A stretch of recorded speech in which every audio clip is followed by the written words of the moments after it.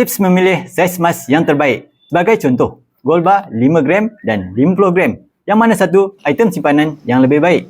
Sebenarnya, dalam simpanan, anda mesti meletakkan matlamat kewangan yang anda ingin capai. Jadi, antara gold bar 5 gram dan 50 gram, pilihan terbaik sebenarnya bergantung kepada matlamat anda.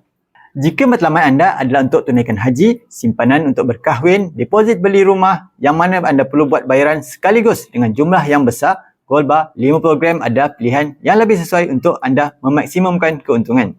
Tetapi jika matlamat anda adalah untuk menggunakan wang yang sedikit seperti simpanan kecemasan, tabung pernikahan anak-anak atau persaraan, gold bar 5 gram lebih sesuai kerana anda tidak perlu jual atau pajak emas dalam jumlah yang besar. Dengan simpanan serendah RM100 menggunakan akaun Get Public Gold, anda boleh kumpul gram emas sikit-sikit sehingga anda capai gram emas yang anda mahu. Ada 5 gram atau 50 gram. Simpanan ini tiada komitmen dan tiada charge. Bagi yang sudah ada matlamat simpanan dan ingin menyimpan dengan bentuk emas fizikal, anda boleh klik profil, daftar akaun consumer dan saya akan bimbing anda sebaiknya.